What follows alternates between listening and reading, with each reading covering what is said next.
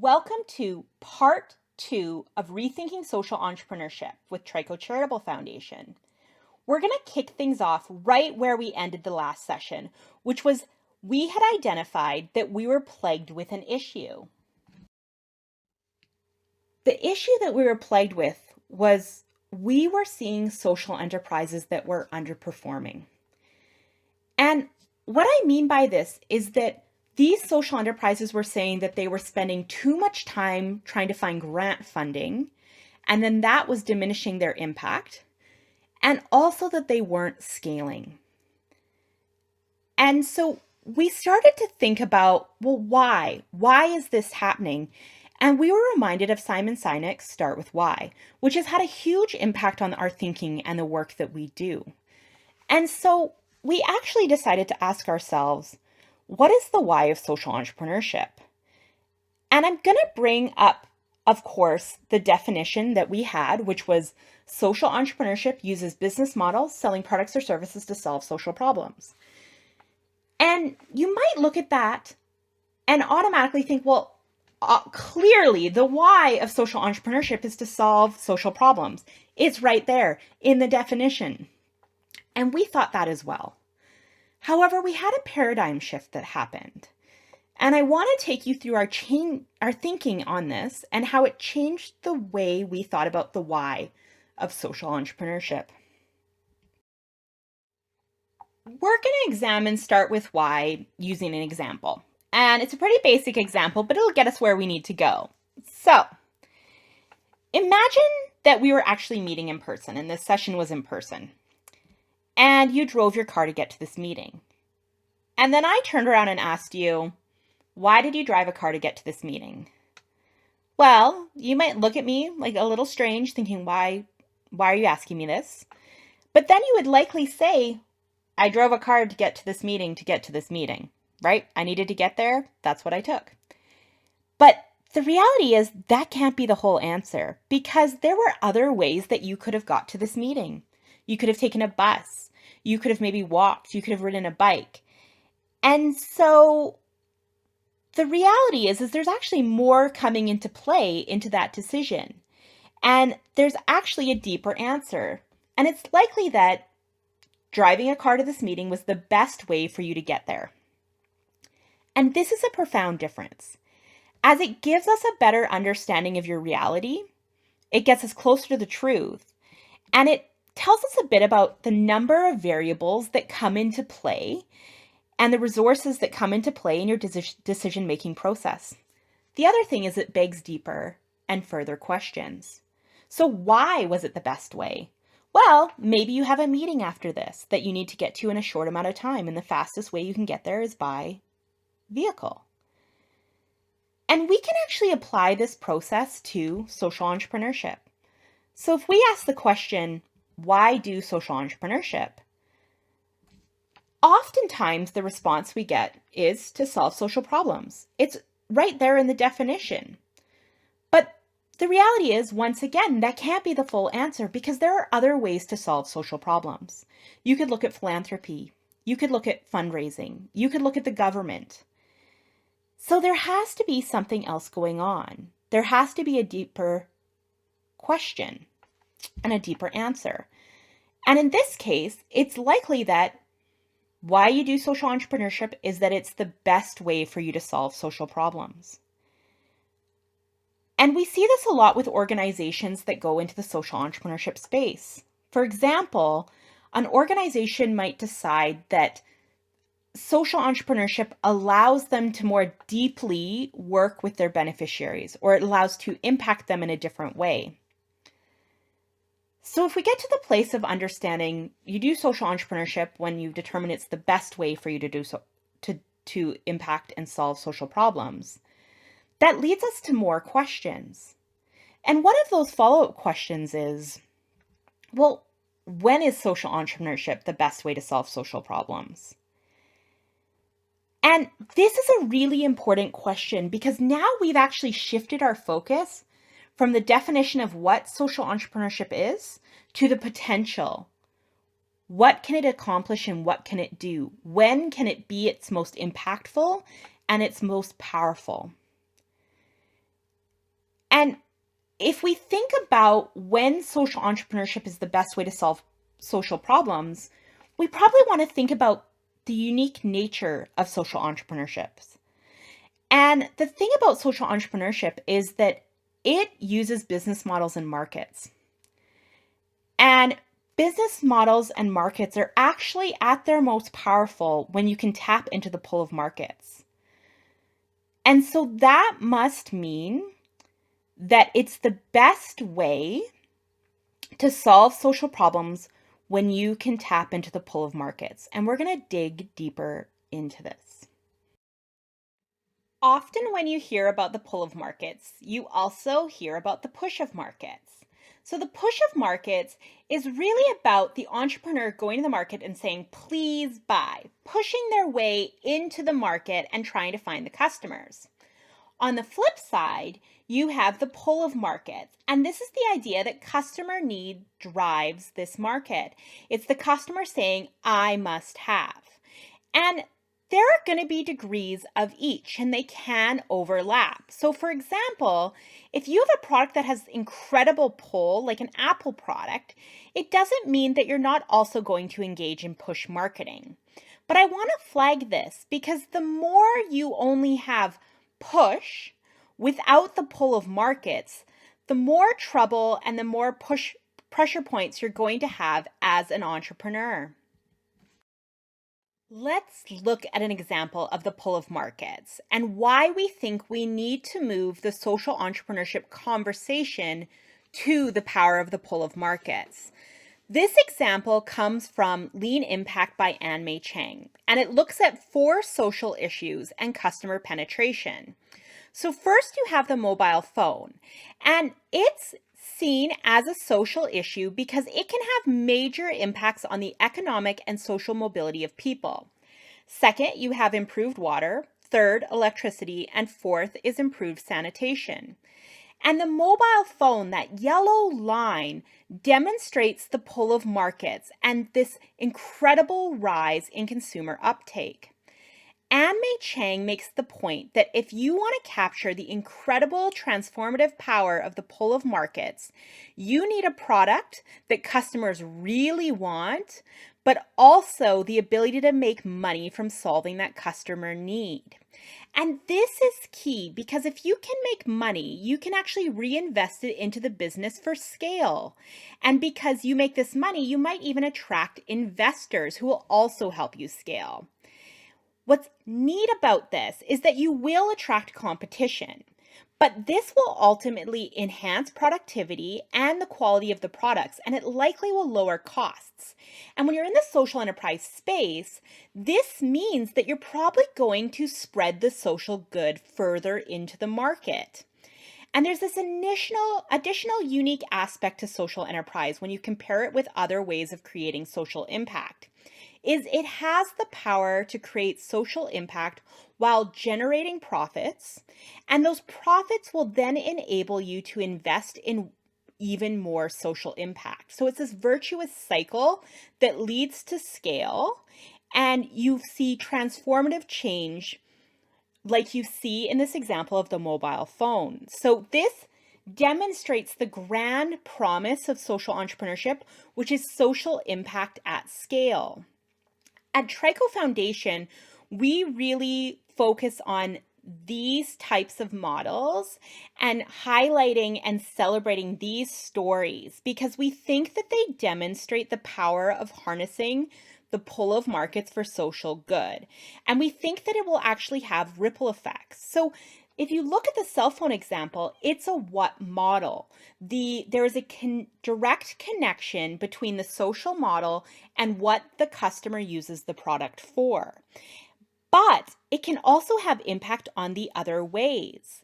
So if you start to have profits and generate profits, well, you can actually look at how you can use those profits to have greater impact, and likely your influence will grow as well. And we think this is really important to focus on social enterprises that have harnessed the pull of markets Because when we look at that question of why organizations and social enterprises have really underperformed or struggled to scale, we think it's linked to their ability to harness the pull of markets. This realization brought us to our North Star question, which is point 2 on the key points of rethinking social entrepreneurship. And for us, our guiding question that guides the work that we do is, how can we fully harness the power of business models to solve social problems? We had our North Star guiding question, and we were feeling good about it, but we saw a few problems that we wanted to dive deeper into. So first was flagged by this article about a haunted house in Calgary. And the quote within this article was, "If you only make it out to one haunted house this year, make it this one, because it's actually a social enterprise run by volunteers with partial proceeds going to local charities. And you can feel good about being scared."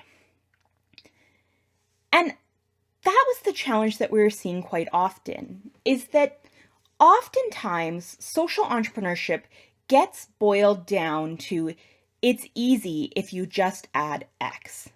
If you just donate to a charity, or if you hire someone with a barrier to employment, you fall under the social entrepreneurship banner. And we don't want to sit here and argue about what is social entrepreneurship and what isn't social entrepreneurship. We have, what do we focus on? And we specifically focus on the what model and harnessing the pull of markets, because we think that is where we have the true promise of social impact at scale. The next problem we faced was actually around the driverless car, and we talked about this earlier in this presentation, about how it's one of the game-changing conversations that's happening in the automobile space. And this is a full-bore business model that has incredible social impact at its core. We showed you this quote earlier, but let's dive a bit deeper into it. Steven Pinker said that this could actually save more than 1 million lives a year, becoming one of the greatest gifts to human life since the invention of antibiotics. That's huge, huge potential socially. And per Lean Impact and Anmei Chang, is that eventually the prices will go down, there will be more competition in this space, these cars will become more accessible, and then as a ripple of that, more lives will be saved. And so if I think about the driverless car in regards to social entrepreneurship, which is using business models, so selling a product or service to solve social problems, it fits that definition if you think about the saving lives piece. And in fact, it probably meets the definition of a social enterprise that uses a what way of impact, because the impact is tied directly to what the customer uses the product for. However, we just weren't that excited about this as an example of social entrepreneurship. It wasn't one that came to mind for us when we talked about what has us really amped in this space.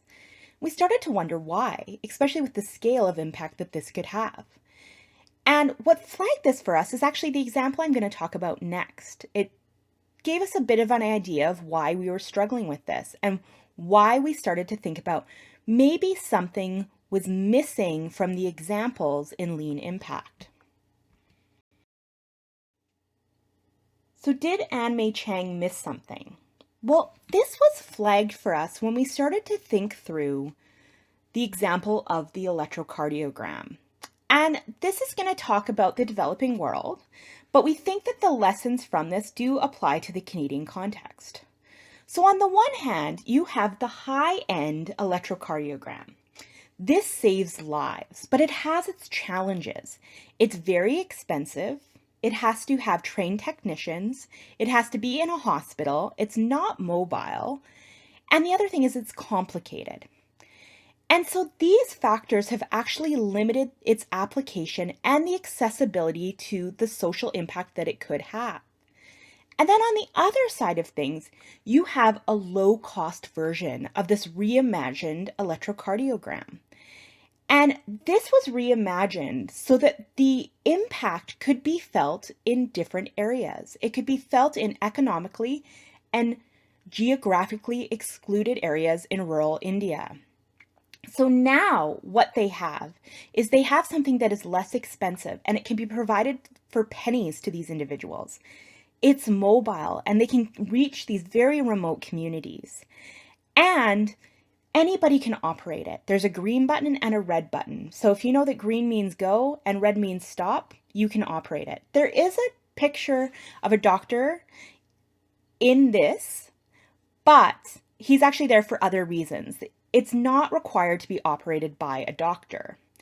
And so while we were really excited about the electrocardiogram and the impact that it was having on life, what really got us jazzed was this potential of the low-cost electrocardiogram and how it could be used to solve social problems and could reach populations that wouldn't have access to the higher end option.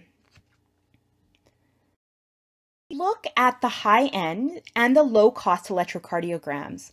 Well, they're both examples of how we can fully harness the power of business models to solve social problems.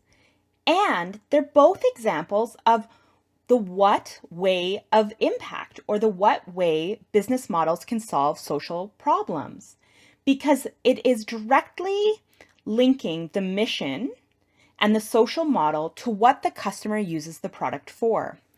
However, we felt like they were different. There was something different going on in between the two.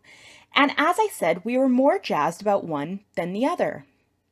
And we wanted to dig a bit deeper about this. And we think there's two important aspects to this. So the high-end electrocardiogram is your typical innovative intervention. It's solving a problem, it's providing a service, and it is something that comes very natural to capitalism. It's a traditional aspect of capitalism. This will make its way to the market. There are people who will and can pay for this, but it's not going to be accessible to everybody. The market will take care of this intervention. However, the impacts of it are only going to be felt by people who can afford it.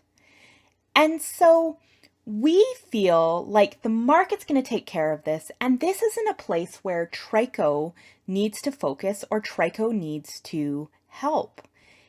Instead, we're really excited about the low-cost electrocardiogram and examples of things like this because they allow social impact to reach people who are traditionally excluded faster.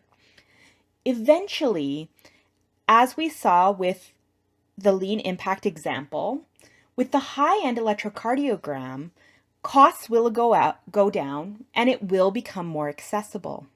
But that's going to take time.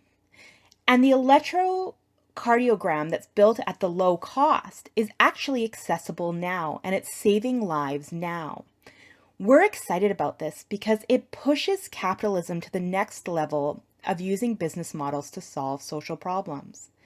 This area and these types of interventions might be comfortable with having less profits because they have a strong business model that has that social impact on people who normally would have been marginalized and excluded. And so we are really focused on these types of social enterprises and these types of examples of social entrepreneurship. And this really has to do with potential. We think that the true potential of social entrepreneurship is to close gaps in society. So if we look at our North Star guiding question, which was how can we fully harness the power of business models to solve social problems, we think there's another layer to that and a deeper layer to that, which gets us closer to where we think we need to focus and where we think we need to move the conversation. And that is, what if we fully harness the power of business models to address imbalances of power that consistently marginalize one group or individual? And this gets us towards the true potential of social entrepreneurship, because here we're talking about gaps in society. And the reality is that most of our favorite examples of social entrepreneurship have this element. They are focused on these gaps in society. And now we feel like we can explain why certain examples, like the low-cost electrocardiogram, gets us really excited about the potential of this space. Whereas other examples, who at the surface might be very similar, like the high-end electrocardiogram or the driverless car, don't get us as excited. And that's because they're different. That's because these low-cost ones help us close gaps in society, and they also help us focus on imbalances of power, which is really exciting stuff. And they allow us to get to market interventions that would normally not be available to certain groups or individuals. We've talked a lot about potential, and you might be asking yourself, this is all good in theory, but how do we actually make it a reality? And that's what we're going to talk about next. If we go back to start with why, the last question we had asked ourselves is, when is social entrepreneurship the best way to solve social problems? We talked about the unique nature of social entrepreneurship and that it uses business models and markets. And markets are at their most powerful when you can tap into the pull of markets, which led us to think social enterprise is the best way for you to solve social problems when you can tap into the pull of markets and really lean on that unique nature of social entrepreneurship. And this led us to a follow-up question. And the follow-up question is, well, you've said that we need to tap into the pull of markets, but when do social entrepreneurs actually achieve the pull of markets? And what we've found is that social entrepreneurs achieve the pull of markets based on the way that they combine the social and entrepreneurial pieces of their venture. And we find this to be especially true when it comes to the pull of markets that can address an imbalance of power. I'm going to leave you on a bit of a teaser, but if you'd like to learn more about how organizations can blend together the social and the entrepreneurial to achieve the pull of markets, check out part 3 of Rethinking Social Entrepreneurship.